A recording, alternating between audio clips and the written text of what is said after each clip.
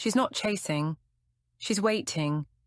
And while you think she's being polite, while you tell yourself she's just busy or uncertain, she's actually deciding if you're worth the risk. There's a moment right before everything changes, a moment when the younger woman stops moving toward you and starts calculating instead. You think you have time. You don't. Because when a younger woman waits for an older man to make a move, she plays a different game, one with rules you never learned. And by the time you notice, she's already 3 steps ahead or completely gone. You think she's being patient. She's not. These are the 5 things she does when she's waiting, watching, deciding whether you're confident enough to deserve her attention. And once you see them, you can't unsee them. So let's pull back the curtain. Here's the first thing she does. She slows everything down. Not because she's unsure, not because she's shy, but because she wants to see if you'll fill the silence. Most people rush to fill empty spaces with words, laughter, movement, anything to cover the discomfort of quiet. But she knows the silence is where truth leaks out. It's where nerves show, where people reveal themselves without realizing it. Younger women know something most older men forget. Calm looks like confidence. Stillness is power. And she uses that against you, not maliciously, but with precision. She stretches time like elastic, creating pauses where you expected conversation, leaving gaps where you thought connection would flow naturally. Every second that passes feels heavier, slower, more deliberate. You start to feel the weight of your own anticipation. She feels none of it. Watch what happens next. Her replies get shorter, not cold, just economical. A sentence where there used to be a paragraph. A single emoji where she once sent 3. Where she used to ask questions, now she just answers yours, carefully, briefly, as though she's conserving energy. It's subtle, almost imperceptible, but the shift is there. She's drawing a boundary without announcing it. Most men miss it completely. They assume she's losing interest, that she's pulling away, that someone else must have entered the picture. But that's not what's happening.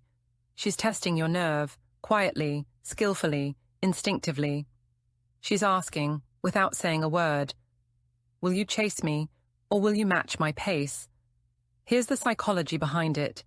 She knows that older men read patience as maturity. They think composure equals stability, and restraint equals control. So she gives you the illusion of both, then watches what you do with it. She gives you space to reveal yourself. If you panic and start over-communicating, if you flood her with calls and texts, she knows you're insecure. If you disappear completely, retreating into your own ego, she knows you were never serious to begin with. But if you stay steady, calm, intentional, unbothered, she takes note. That's when she starts to pay attention, because steadiness is rare.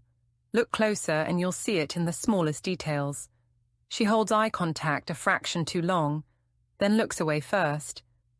She lets conversations die naturally instead of rescuing them. She doesn't rush to fill awkward pauses, because she knows that silence often says more than speech. She stops initiating plans, but never rejects yours. She answers slower, texts less often, but her tone never changes. She's consistent even in her distance. It's not disinterest. It's strategic withdrawal. She's creating space, not to punish you, but to see how you move within it. Do you chase the closeness she's withholding, or do you trust that it will return naturally? That's the test. Her availability becomes her sharpest weapon. Suddenly, she's busy this week, but doesn't say with what. She mentions vague commitments that didn't exist before. A project, a dinner, something I have to finish. She gives you fragments, enough to wonder but never enough to know. And when you do see her, she's there, fully present, but there's something measured about her warmth. Not cold, not distant, but reserved. She's observing, taking mental notes, watching how you respond to the shift she's orchestrated. It's not cruelty, it's data collection. Every reaction tells her something about who you are when things stop going your way. This is where most men fail. They sense the change, they feel the pullback, and instinct kicks in. They push harder, thinking effort will close the gap. They send longer messages, suggest plans twice as often, try to fix something that isn't broken, or they swing the other way, withdrawing completely, assuming she's lost interest, pretending they don't care. Both reactions reveal too much. The man who pushes proves he's reactive, that he needs reassurance to stay steady. The man who disappears proves his investment was shallow. He only showed up when the energy was easy. What she's looking for is rarer, a man who notices the change but doesn't flinch. The one who holds his ground, stays consistent, neither chasing nor retreating. The one who understands that pressure reveals character. And here's what makes this dangerous. She's not doing any of it consciously. She doesn't wake up thinking, "Today I'll slow down and test him." It's instinctive, a defense mechanism shaped by experience. Emotional self-protection dressed up as composure. She learned early that enthusiasm can be weaponized against you, that showing too much interest too soon invites disappointment, or worse, control. So she learned to wait, to hold back, to observe before she invests. Every pause, every delayed reply, every calm maybe instead of an eager yes is a small layer of armor. She's protecting herself the only way she knows how, by giving you room to prove yourself first. And if you're perceptive, you'll realize something else. She doesn't want to keep playing this game. She's tired of it. The testing, the observing, the waiting. It's exhausting. But she can't help it. Her instinct for self-preservation is stronger than her desire for connection. So she slows everything down, not to manipulate, but to measure safety. To see if you'll meet her calm with calm, or contaminate it with anxiety. But if she slows down, the next one speeds everything up. And that's far more dangerous. Because he'll do the opposite. He'll flood her senses with attention, overwhelm her with certainty, drown her in validation until she forgets what patience feels like. He'll move fast, too fast, and for a moment, it'll feel like freedom. Like she's finally found someone who doesn't make her wait.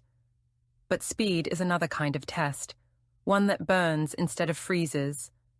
The faster things move, the easier it is to mistake intensity for intimacy. And when it ends, as it always does, she'll remember why she slowed down in the first place. She'll remember that patience protects her from the chaos of rushing hearts. So she keeps her pace, quiet, steady, unhurried. She watches how time changes people, how silence exposes the ones who can't stand still. She's not testing to win. She's testing to understand. And if you pass, if you meet her stillness with your own, you'll find that she doesn't stay slow forever. Once she knows she's safe, the silence dissolves. The calm turns into ease. The pauses become peace instead of tension. Because all she ever wanted wasn't control. It was to stop running, and finally, to be met by someone who didn't. Before we continue, hit the hype button, subscribe, and like the video to help the channel grow. Tell us which city you are from in the comments. We'd love to get to know our audience better. Here's what happens next. She starts copying you, your calm, your tone, your schedule. Not to impress you, not because she's insecure, but to blend, to test if she could fit into your life without you noticing the switch. This is mirroring at its most strategic, and most men never see it coming. She starts texting during your usual hours. If you're a morning person, suddenly she's awake early too. If you message late at night, she matches your rhythm. It feels natural, coincidental, but it's not. She's learning your patterns like a language, studying your routine until she can speak it fluently. The psychology here cuts deep. She wants to feel how you live. Not visit it, inhabit it. She's testing whether your world has space for her, whether your stability is real or performed. because younger women have been disappointed by older men who talked about maturity but lived in chaos. So she watches. Does your calm hold under pressure? Do your boundaries stay firm or bend when challenged? And she mirrors your restraint. If you're measured with affection, she becomes measured too. If you're careful with words, she matches that caution.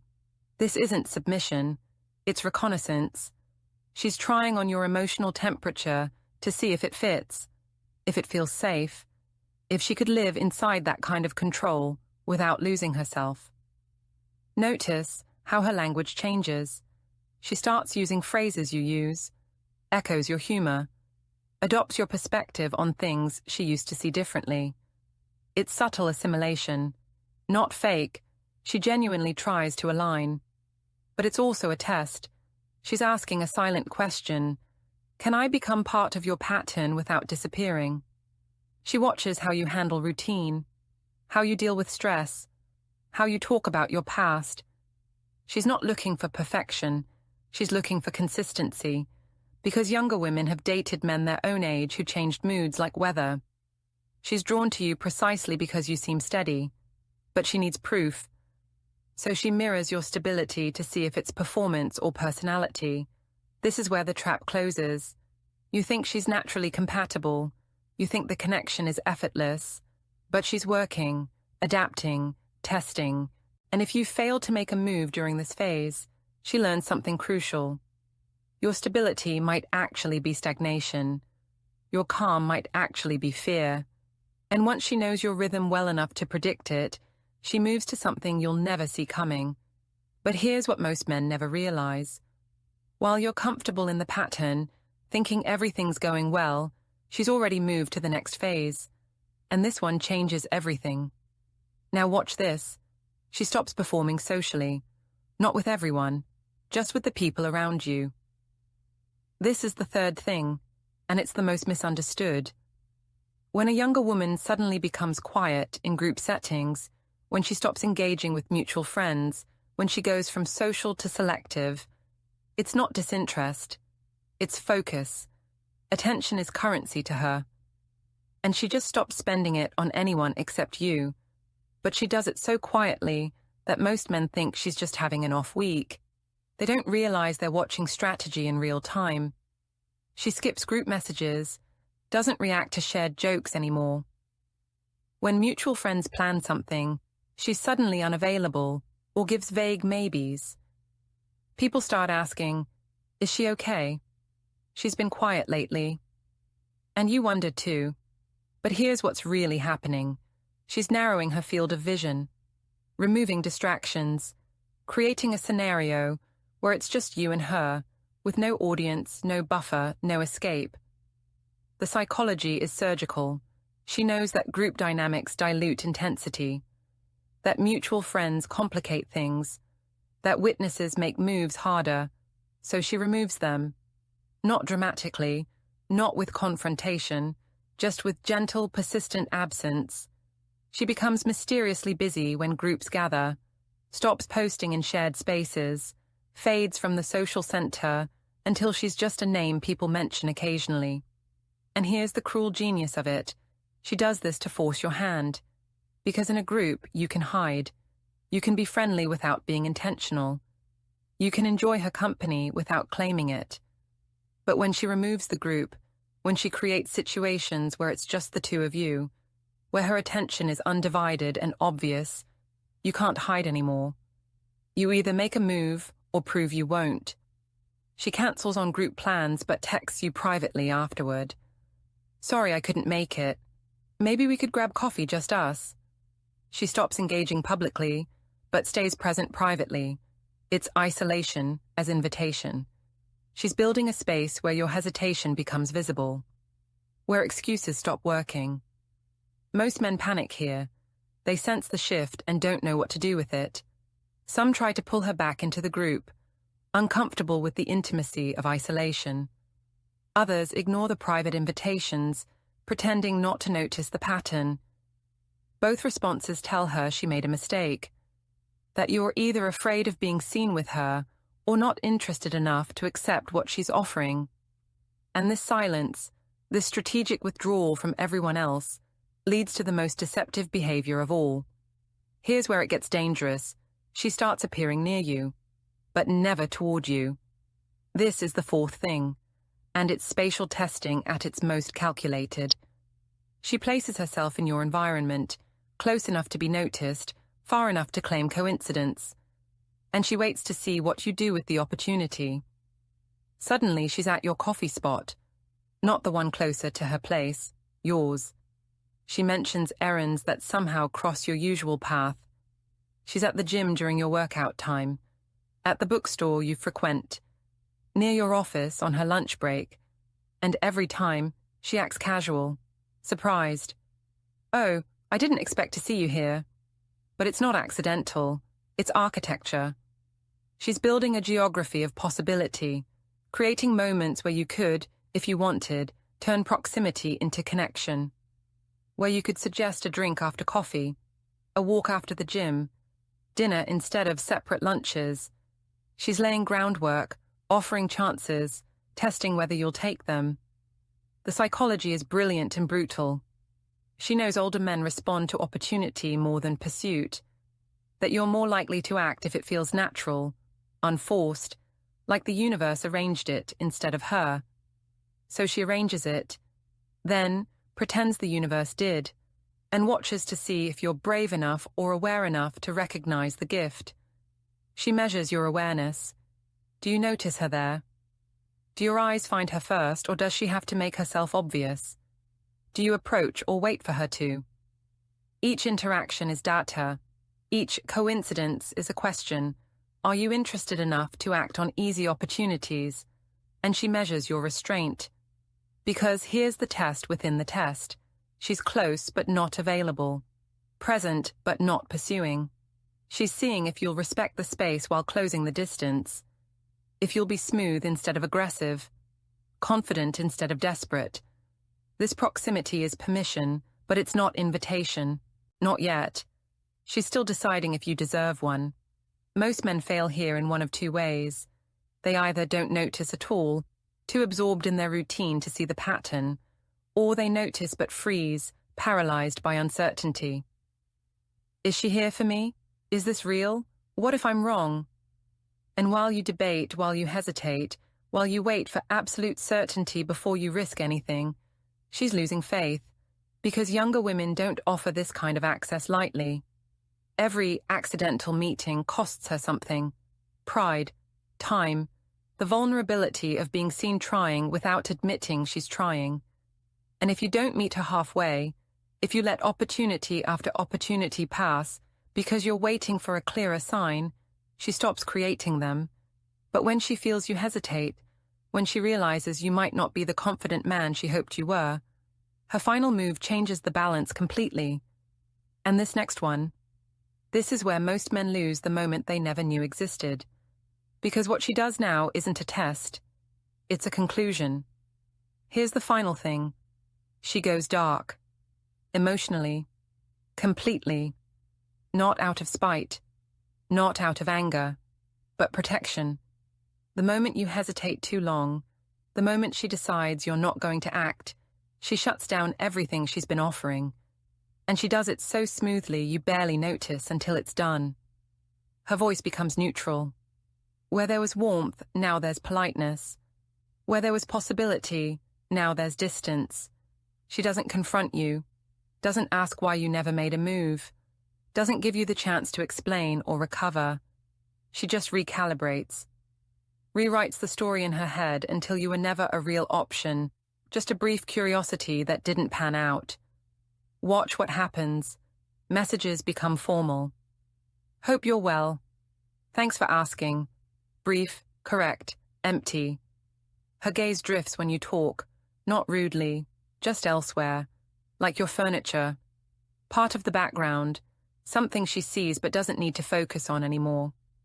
The energy that used to pull toward you now flows around you, past you, away. The psychology here is self-preservation at its purest. She can't keep wanting someone who won't choose her. Can't keep investing in a man who treats her interest like a decision he'll make eventually. When he's ready, when he's sure, So she protects herself the only way she knows how, by killing the want, by convincing herself she never really cared that much anyway. And here's what makes this so final. She's not playing hard to get.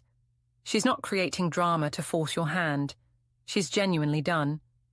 The door you thought was open is now locked, not because she changed her mind about you, but because you never made up yours about her. And younger women have learned, often the hard way, that men who hesitate don't suddenly become decisive. They just keep hesitating until she's moved on completely. She stops creating proximity, stops mirroring your patterns, stops withdrawing from groups because there's nothing to withdraw toward anymore. She goes back to her life as if the last few weeks or months were just a strange detour. And when people ask about you, she shrugs. He's nice, we're friendly. Past tense energy in present tense words. You'll feel it first as confusion. Everything was fine, and now it's not, and you can't pinpoint when it changed. You'll reach out and get polite responses. You'll suggest meeting and get vague maybes that never materialize. You'll sense the shift and maybe, finally, decide to make a move. But by then, it's too late. She's already made hers, and it was away from you.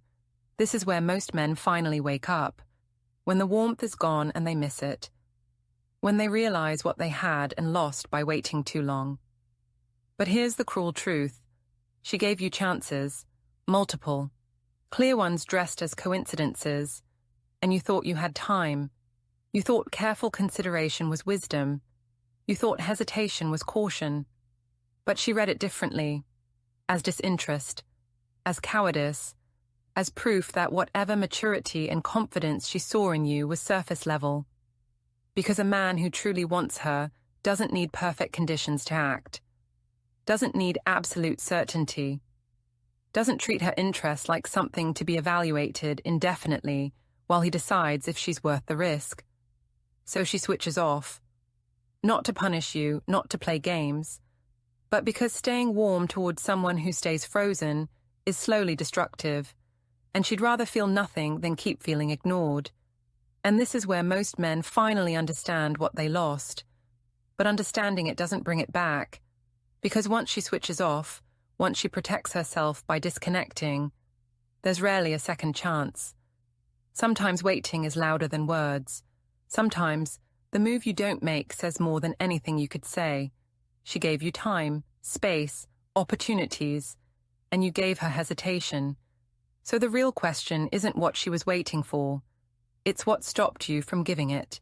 And whether you'll recognize the pattern next time, before the warmth goes cold, before the door locks, before she decides you were never really an option at all.